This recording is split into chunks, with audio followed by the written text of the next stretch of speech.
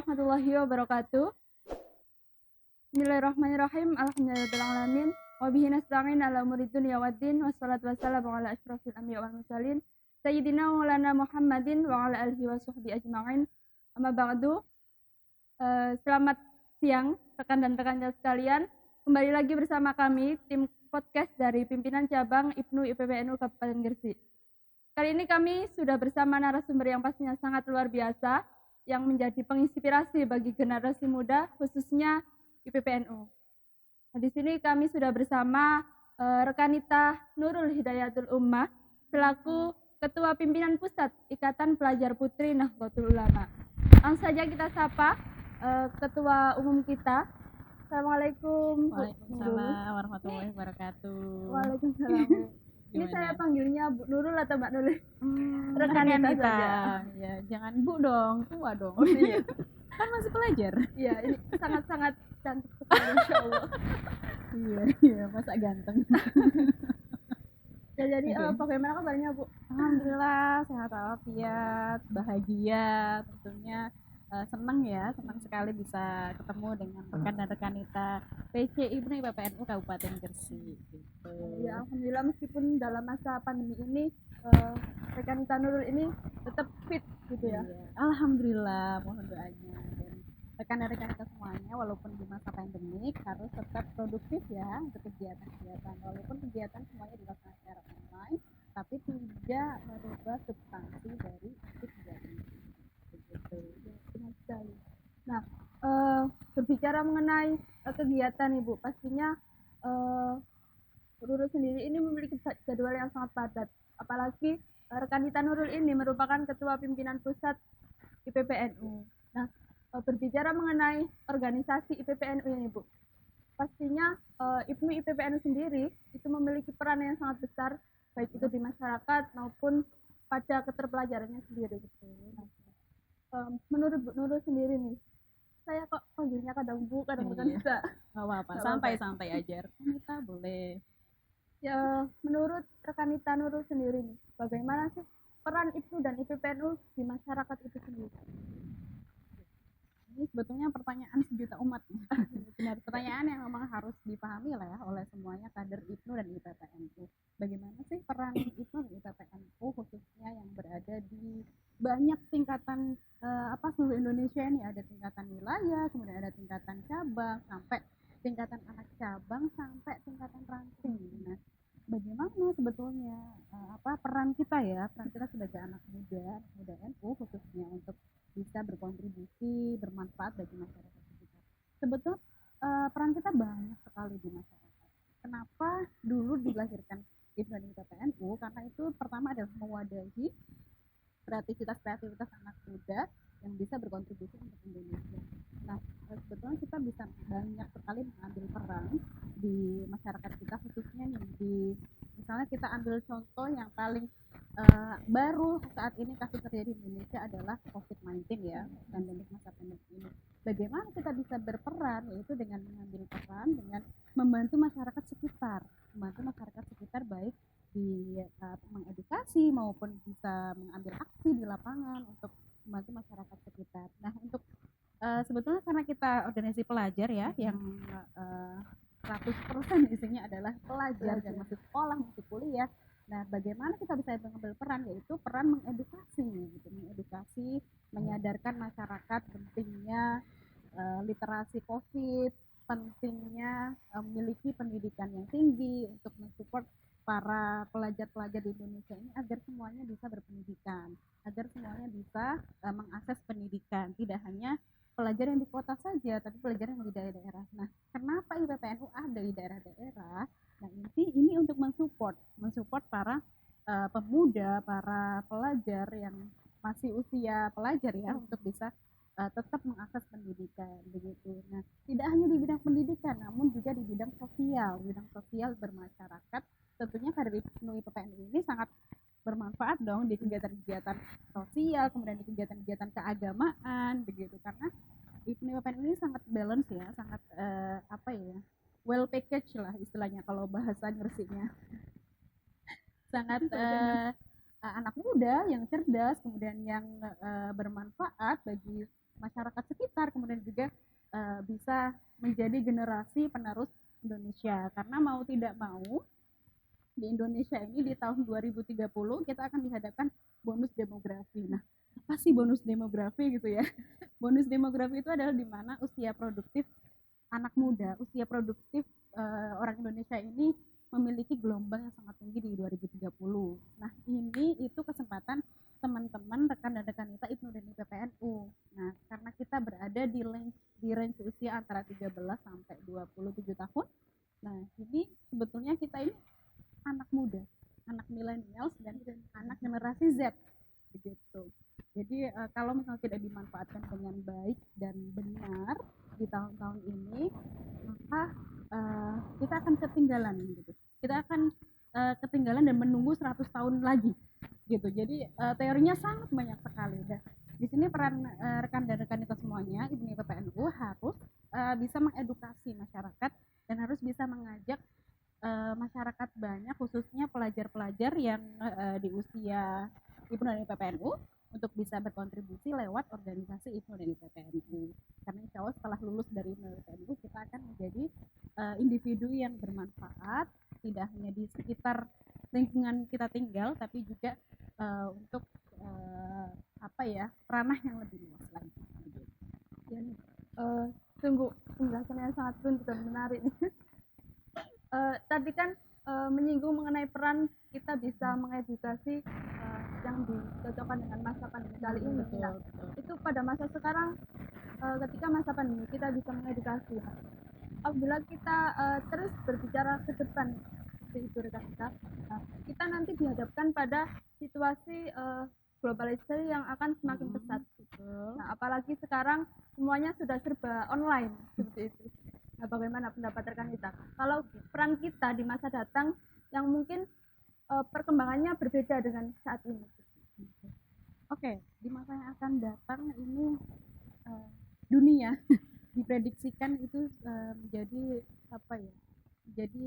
hal yang sangat global. Bahkan saat ini saja kita sudah menikmati dan merasakan bagaimana gelombang digital, kemudian gelombang internet yang sangat luar biasa dan sangat mempengaruhi baik psikis maupun fisik kita gitu. Kalau misalnya anak muda hari ini sangat cerdas sekali mengoperasikan internet, mengoperasikan devices atau bahasa Indonesianya itu gawai itu kayak semacam ya HP, ya laptop, ya alat-alat teknologi yang lain gitu. Jadi masa yang akan selanjutnya itu mungkin bukan lagi ya, ini dikabarkan akan semakin sangat luar biasa. Jadi mulai dari ini hari ini anak muda, kader-kader IPNU PPNU khususnya harus siap menghadapi tantangan globalisasi zaman yang serba digital dan serba bahasa Inggris. Nah, kenapa saya sebut bahasa Inggris? Karena di tahun sebetulnya kita sudah masuk tahun masyarakat ekonomi ASEAN ya, di mana para investor luar, terus para pelaku pedagang luar negeri juga kita juga akan banyak berinteraksi dengan mereka, orang-orang asing, di mana bahasa ini menjadi hal yang sangat utama dan sangat penting buat rekan-rekan kita IPPNU untuk bisa berkontribusi, untuk bisa menjadi pelaku di dalam era globalisasi ini begitu. Karena kalau misalnya tidak gini aja deh, kita ambil contoh, bahasa itu alat komunikasi yang sangat primer gitu. Misalnya nih orang Jawa berbicara nyambung kan bahasa Jawa gitu ya. Kalau Jawa dengan Padang kan susah nyambung gitu. Jadi memang yang harus disiapkan oleh rekan dan rekan kita dan seluruh anak muda atau pelajar di Indonesia pertama itu adalah mental, tentunya mental gimana kita bisa bertahan menghadapi di situasi yang serba global ini. Kemudian skill. Nah, skill ini sangat penting sekali disiapkan. Skillnya tadi bisa berupa dari skill bahasa, kemudian skill mengoperasikan internet, mengoperasikan gawai atau devices, dan sekali lagi apalagi ya, bahasa itu sangat penting sekali. Dan rekan-rekan kita harus memulai sedini mungkin untuk belajar tidak hanya bahasa Inggris tentunya, tapi bahasa-bahasa yang biasa digunakan. begitu, bisa Prancis, bisa Jepang, Mandarin, siapa tahu ya, karena kita semuanya ini dalam proses belajar gitu. Jadi dimaksimalkanlah peran rekan-rekan itu semua yang berada di Hipnu PPNU hari ini, karena kita hari ini sedang berproses, sedang belajar bersama-sama, dan disinilah kita akan mengambil pendidikan, mengambil peran dari skill maupun dari apalagi ya, pengalaman yang akan kita bawa setelah selesai dari Hipnu PPNU.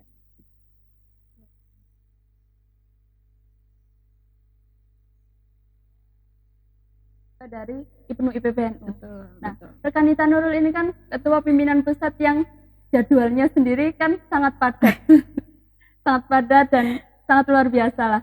Nah, dengan rekan Nita Nurul ini kan juga domisilinya di Jakarta, di Jakarta, tapi rumahnya di Jawa Timur. Rumahnya di Jawa Timur, asli orang Lamongan. Nah, kalau berbicara mengenai organisasi, ini kan nanti kalau berbicara rekan Nita Nurul pastinya kan akan menghandle orang se-Indonesia. Nah, se-Indonesia meskipun nanti kita berada di tingkatan bawahnya seperti pimpinan wilayah, kita pasti menghandle sewilayah itu. Nah, berbicara mengenai organisasi Hipnu IPPNU sendiri, nah pastinya kita dalam mengolah organisasi itu dengan kegiatan tadi yang sudah sedemikian rupa, dengan tantangan-tantangan dan peran-peran yang seperti itu, bagaimana cara kita mengelola organisasi itu supaya bisa terkemas ringkes dan fleksibel. Nah, itu pastinya komunikasi antar pengurus itu tetap terjaga seperti itu. Iya. Oke. Ini juga merupakan pertanyaan sejuta umat. Jadi kan intinya kan balancing ya, bagaimana kita bisa mengatur waktu berorganisasi dan beraktivitas pribadi begitu ya. Tentunya dalam masa kepengurusan Hipnu dan IPPNU, kita tentunya seluruh kader Hipnu dan IPPNU memiliki tantangan yang berbeda-beda, memiliki chance atau semacam peluang dan tantangan yang berbeda-beda. Tapi ini betul-betul harus kita akomodir begitu. Kalau misalnya kita lupa dan lupa terlena terus berorganisasi terus tanpa memikirkan hal-hal pribadi seperti pendidikan atau seperti masalah-masalah pribadi yang lain, ini akan jomplang istilahnya begitu. Oke, aktif banget di organisasi tapi di pendidikannya kurang gitu, karena tidak punya waktu untuk menyelesaikan pendidikan gitu. Karena sebenarnya kita itu diciptakan multitasking artinya kita bisa fokus di beberapa tujuan, tapi memang ada porsinya begitu. Jadi kalau misalnya rekan dan rekan kita masih sekolah dan masih kuliah, ini alangkah lebih baiknya yang paling diprioritaskan adalah pendidikan begitu. Organisasi sangat penting untuk menunjang skill, untuk menunjang keterampilan untuk berkomunikasi dan bersosial begitu, tapi jangan dilupakan untuk pendidikannya begitu. Jadi ketika misalnya rekan-rekan kita masih sekolah ataupun yang udah kerja gitu ya, tetap berorganisasi. Ini sebetulnya organisasi ini pelengkap dan penambah skill. Jadi orang yang sekolah terus berprestasi di sekolah tapi tidak berorganisasi, ini mereka akan menjadi seorang yang takut bermasyarakat dan tidak bisa berkomunikasi, jiwa sosialnya kurang, hanya bergaul dengan buku-buku, dengan apalagi dengan jurnal dan lain-lain. Ini harus dibalancekan, harus diseimbangkan dengan organisasi. Jadi dua-duanya itu sangat penting begitu. Jadi kalau saya pribadi biasanya saya mengatur pola beraktivitas baik secara pribadi maupun organisasi, saya catat jadwalnya gitu. Jadi misalnya kalau misalnya sekolah dari pagi sampai sore sekolah, oke. Tapi setelah itu tetap, kalau organisasi kan nggak setiap hari kumpul ya. Iya. Organisasi itu nggak setiap hari yang harus mewajibkan kita harus kumpul setiap hari gini-gini. Enggak, sebetulnya kita sangat fleksibel. Di Hipnu dan di PPNU ini sangat fleksibel, dan tentunya ada hal-hal yang harus diperhatikan juga, kegiatan-kegiatan mingguan atau kegiatan-kegiatan yang dirasa wajib, dan juga pengkaderan ini sangat wajib sekali gitu. Jadi harus dijadwalkan. Kalau kita biasanya kalau saya sih berprinsip kayak hidup itu harus tertata, hidup itu harus tercatat dengan rapi gitu. Jadi apapun yang saya lakukan selalu saya catat gitu. Even mimpi saya ketika misalnya pengen kuliah ke luar negeri atau pengen mendapatkan pengalaman di mana atau di mana yang berharga, itu selalu saya catat di dalam planning gitu. Jadi kalau ada kayak gitu, kita ada kayak semacam istilahnya itu semacam pengingat gitu, reminder untuk bisa mencapai itu gitu. Jadi rekan dan rekanita IPPNU, IPNI PPNU, memang untuk manajemen waktu ini memang butuh waktu khusus ya untuk mengatur gitu, dan butuh pengalaman juga untuk mengatur. Ketika kita sudah terjun di organisasi ini, secara otomatis itu akan terbentuk gitu, dan kita itu akan punya feel gitu loh, punya feel untuk bisa memprioritaskan ini dan memprioritaskan itu, kemudian bisa mengatur manajemen time, manajemen waktu untuk tetap bisa bermanfaat, produktif, dan memiliki skill yang berguna tentunya untuk masa depan gitu. Nah, itu tadi kan sudah disinggung beberapa cara untuk mengatur waktu ya rekanita.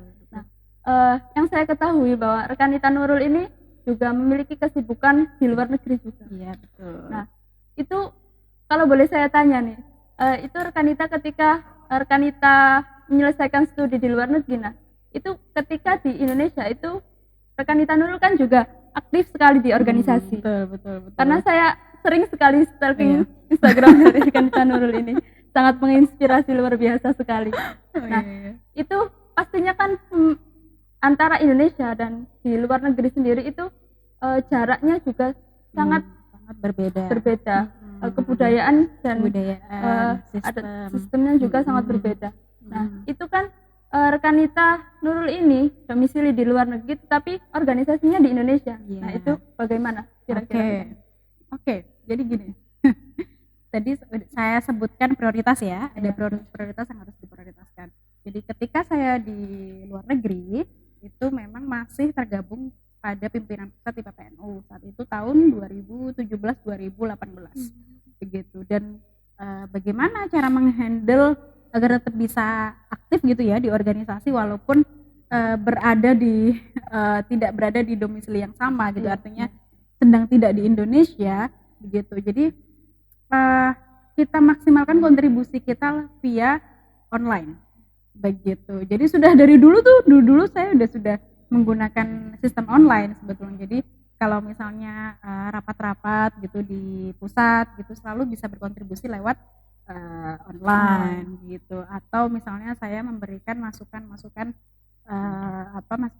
pribadi atau masukan yang bisa bisa membuat IPPNU lebih maju lagi lewat BPH atau lewat ketua umum IPPNU pada saat itu begitu. Jadi ini suatu bentuk penghargaan gitu dan eksistensi kita sebagai kader IPPNU begitu. Pun buat teman-teman atau rekan-rekan kita semuanya yang mungkin terhalang oleh pekerjaan atau terhalang oleh aktivitas yang sangat padat gitu di luar IPPNU, ini harus tetap kontribusinya lewat disapa rekan dan rekanita di pengurus masing-masing tingkatannya gitu. Jangan tiba-tiba menghilang, jangan tiba-tiba tidak ada kabar. Kebanyakan sedih seperti loh. Itu rekan kita. Jadi kayak tiba-tiba kalau udah deket nggak ada kabar kan sedih ya, ambiar nanti ya. Kena PHP ya. Kena PHP bener. Jadi memang diniatkan kontribusi untuk pertama ngabdi ke NU tentunya, yang kedua untuk memperbaiki skill diri gitu, karena di IPNU dan IPPNU ini tidak akan pernah merugi. Teman-teman rekan dan rekan kita aktif di IPNU IPPNU ini tidak akan pernah rugi. Saya bilang seperti itu karena saya sudah merasakan manfaatnya gitu loh ber-IPNU IPPNU. Jadi ber-IPNU IPPNU saya bisa skill saya bisa bertambah, skill soal menambah jaringan, kemudian berkomunikasi dengan banyak orang, tentunya tentunya banyak tingkatan orang ya, dari mulai warga sekitar, masyarakat biasa sampai pejabat-pejabat sampai presiden itu kita akan bisa sendiri gitu loh berkomunikasi dan itu memberikan experience atau pengalaman yang luar biasa, sangat luar biasa bagi kita kader IPNU PPNU untuk bisa berkomunikasi dengan para stakeholder, para atasan-atasan, pejabat dan pemangku kebijakan di Indonesia, begitu. Jadi intinya berproses di IPNU IPPNU itu pasti tidak ada ruginya, tidak ada ruginya. Ya, nah tadi kan juga sudah disinggung bagaimana cara kita untuk manage organisasi itu meskipun kita sendiri ini tidak berdomisili di organisasi yang sedang kita geluti. Nah, kalau kita hubungkan dengan organisasi, kemudian kemampuan diri kita sendiri, kan kita. Nah, pastinya setiap orang memiliki kemampuan dan passion masing-masing. Iya, passion. Nah, dalam organisasi sendiri, biasanya setiap orang itu ada yang bagian yang membuat plan, ada yang bagian konseptor. Konseptor, kemudian bagian eksekusi, seperti itu. Betul. Nah, itu bagaimana cara kita untuk memunculkan passion itu atau menggali supaya kita itu tahu di mana sih letak kita yang cocok itu bagaimana. Oke. Inilah kehadiran organisasi gitu. Jadi organisasi kita bisa menemukan passion kita di mana. Kalau misalnya di manapun di tingkatan organisasi, khususnya di OKP ya, organisasi kepemudaan, itu memang banyak sekali passion yang muncul gitu. Ketika misalnya ada konseptor, kemudian ada pula eksekutor dan lain-lain. Ini harus ada gitu untuk jalannya organisasi. Nah, untuk menimbulkan itu memang untuk kepengurusan awal memang kita seluruhnya serba baru, ya kan? Serba baru, serba pembelajar semuanya. Tapi itu akan seiring berjalannya waktu itu akan muncul sendiri. Dan orang-orang konseptor itu biasanya mereka orang-orang yang jenius tapi tidak memunculkan kejeniusannya gitu. Kadang-kadang ada yang seperti itu. Ada pula yang mungkin dia orang yang sangat vokal dan sangat argumentatif gitu, terkait isu-isu atau misalnya pembahasan di internal IPPNU begitu, atau di IPNU begitu. Jadi untuk memunculkan banyak bikin banyak event, banyak program, banyak acara, itu dengan sendirinya mereka akan tertarik gitu. Ya mungkin pertama mereka akan, kita tahu anak-anak kita masih anak-anak kecil gitu ya, anak-anak muda pasti ada kalanya malu-malu, ada kalanya minta disuruh dulu gitu. Ini sebetulnya fungsi ketua, fungsi BPH untuk bisa mencari skill-skill yang bisa bermanfaat untuk IPNU dan IPPNU khususnya begitu. Jadi buatlah berbagai macam program atau acara dan tunjuklah satu orang, satu atau dua orang untuk mengkonsep atau untuk mengeksekusi. Nah, ini selanjutnya mereka akan belajar seiring berjalannya waktu, program, kegiatan, event-event ini mereka akan belajar dan menemukan passion di situ. Gitu. Tapi memang passion itu ada yang gifted, ada yang dari lahir, ada yang ditumbuhkan gitu. Jadi memang karena kita terlalu sering melakukan, terus terlalu sering berpengalaman lah, itu akan menjadi passion begitu. Jadi harus ada support para ketua, kemudian para BPH dan juga pengurus-pengurus yang lain. Jadikanlah IPPNU atau IPNU ini sebagai keluarga, sebagai sahabat gitu. Jadi kalau kita misalnya ada masalah itu kan pengen curhatnya ke sahabat atau keluarga gitu. Kalau misalnya kita hubungan emosional tidak baik, kemudian sudah dekat dengan satu sama lain, ini insya Allah supportingnya akan semakin tinggi dan akan berdampak positif pada organisasi. Jadi kita tidak malu-malu lagi dengan teman-teman. Iya, jangan malu-maluin ya. Ya, nah mungkin selain passion yang bisa yang tumbuh dari kebiasaan dan itu kan biasanya setiap anggota itu juga ada yang suka memotret, kemudian atau bakat-bakat tersendiri dari itu. Nah, itu menggalinya seperti apa? menggalinya seperti apa itu kadang itu muncul sendiri. Kadang saya tuh nggak tahu passion saya di mana sebetulnya, tapi setelah apa ya, waktu bergulir gitu ya, waktu bergulir ternyata saya itu passionnya itu bahasa gitu. Oh ternyata bisa menemukan itu.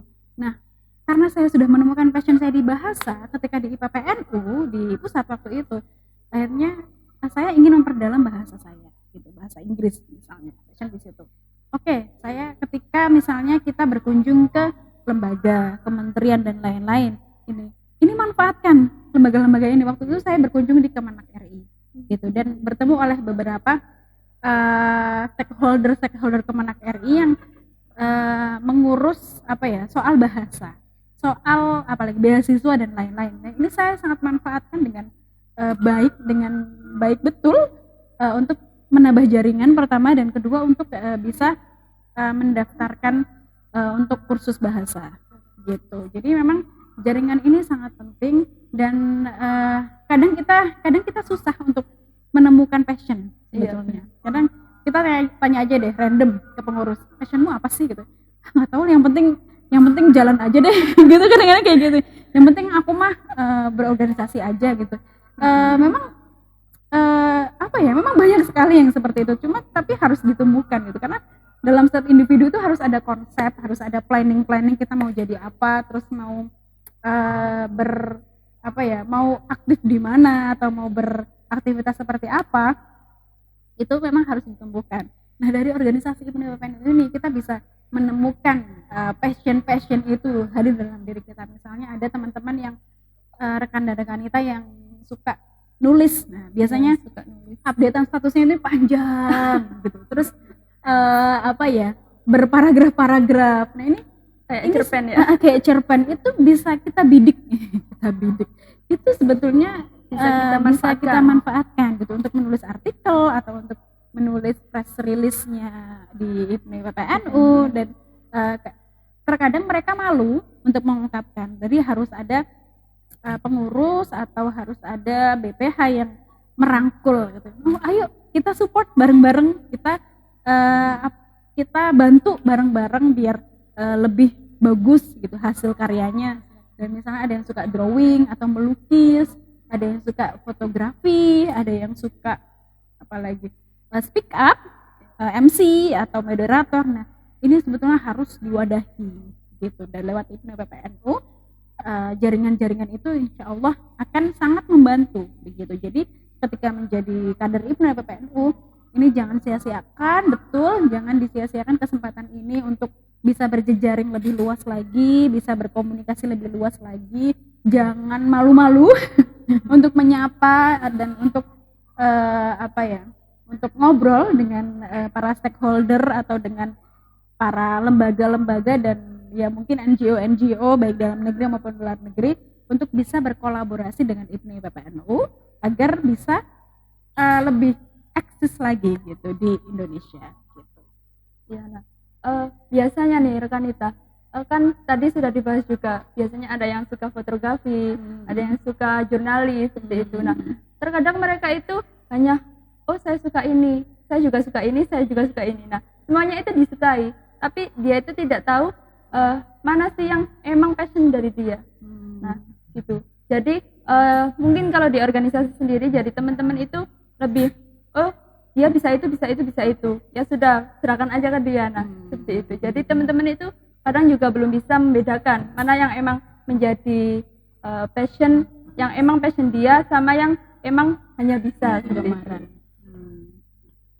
Sebetulnya kalau kayak gitu lebih bagus sih sebetulnya, jadi bisanya banyak tuh ya, skillnya banyak ya. Di sisi lain bisa motret, di sisi lain bisa melukis, kemudian di sisi lain bisa jurnalis, nulis gitu, itu lebih bagus gitu. Tapi memang harus perlu ada satu yang difokuskan untuk bisa lebih karyanya bisa lebih bagus lagi gitu. Syukur-syukur tiga-tiganya bisa diasah atau semuanya bisa diasah, syukur-syukur gitu. Jadi seorang yang multi talenta gitu ya. Jadi yang banyak bakatnya gitu. Jadi ya memang kita dilahirkan tidak sama gitu. Kita dilahirkan dengan kekurangan dan kelebihan kita masing-masing. Jadi harus tahu, harus dimanfaatkan kekurangan dan kelebihannya untuk bisa menjadi pribadi yang lebih baik. Dan untuk mengetahui kekurangan dan kelebihan ini kita nggak tahu sendiri, kekurangan aku apa ya, kekurangan aku aduh banyak banget kekurangan ini, kurang itu. Kalau kelebihan ya juga nggak ada gitu. Nah, kan kalau berbicara seperti itu menurut rekanita itu butuh nggak pendapat orang? Kalau pendapat orang itu maksudnya langsung ngomong ke dia, kamu itu loh jangan gitu, kamu itu loh gini. Itu butuh atau kita harus memberikan argumen yang dengan baik atau bagaimana rekanita? Justru butuh banget masukan, butuh banget pendapat dari teman sejawat gitu, teman sekitar untuk bisa memberikan masukan-masukan yang positif gitu. Tentunya disampaikan dengan bahasa-bahasa yang memotivasi gitu ya, tidak bahasa-bahasa yang menjatuhkan gitu. Karena basically kita berproses di organisasi yang sama, kita di sini tujuannya itu ya untuk menjadi seorang yang lebih baik, tentunya bermanfaat dan juga memiliki skill yang berguna gitu. Jadi jika memang ada yang menjatuhkan, please don't do that, karena kita bersama-sama untuk bisa menjadi pribadi yang lebih bermanfaat lagi. Kita harus kompak dan harus terus mensupport satu sama lain, harus tetap membantu satu sama lain, karena kita lahir di rahim organisasi yang sakral, NU. NU itu adalah organisasi yang sangat luar biasa, yang isi-isinya itu adalah para masyayikh, para kiai, para bunyai, yang kita ini adalah sebetulnya anak bontot, anak yang paling kecil gitu. Dan terkadang kita itu sering diremehkan sama bandem-bandem yang lain karena curhat ini. Oh iya. Iya. Ya itu pasti. Maksudnya ketika kita hidup bermasyarakat dan hidup berdampingan dengan banyak orang, banyak kepala, itu pasti ada beberapa yang meng-underestimate atau beberapa yang mungkin menganggap kita belum cakap gitu, menganggap kita belum bisa. Nah, itu bisa dibuktikan dengan kecakapan kita. Nah, sekarang gini, kita anak muda dan yang lebih paham teknologi itu adalah kita. Sosial media juga yang paham di kita. Nah, kita maksimalkan di penggunaan sosmed. Kita maksimalkan dengan program-program kreatif yang bisa menarik anak-anak muda dan juga passion yang kreatif gitu. Seperti ini, pembuatan podcast atau pembuatan video-video YouTube dan lain-lain, ini sangat bermanfaat dan bisa dijadikan kekuatan rekan dan rekan kita semuanya untuk bisa berkontribusi dan juga bisa meningkatkan kualitas IPNU dan IPPNU begitu. Yang penting jangan pernah lelah wajar sih, jangan pernah menyerah. Lelah wajar, kemudian jangan pernah menyerah dan tetap selalu aktif kegiatan, insya Allah ini akan dilihat banyak orang, dan apalagi kegiatan ini bermanfaat dan bisa mengedukasi, itu akan lebih besar lagi manfaatnya gitu. Nah, jadi seperti itu rekanita, sudah disampaikan oleh rekanita Nurul bahwa bagaimana cara kita untuk menggali potensi diri, bagaimana cara kita memaksimalkan diri di organisasi juga sudah diceritakan dengan sangat detail oleh rekanita Nurul yang pengalamannya sudah luar biasa, baik itu di organisasi dan di pendidikan. Bahkan jaringan-jaringan dari rekanita Nurul ini juga sudah sangat luar biasa. Nah, mungkin ada pesan dan kesan atau kata-kata motivasi buat pelajar-pelajar NU, khususnya pimpinan cabang IPNU IPPNU Kabupaten Gresik, rekanita. Untuk rekan dan rekanita IPNU IPPNU cabang Gresik dan seluruh Indonesia, karena yang akan menyaksikan ini adalah seluruh pelajar Indonesia, jangan pernah menyerah untuk berbuat kebaikan. Salah satunya adalah dengan bergabung dan kontribusi dengan IPNU dan IPPNU.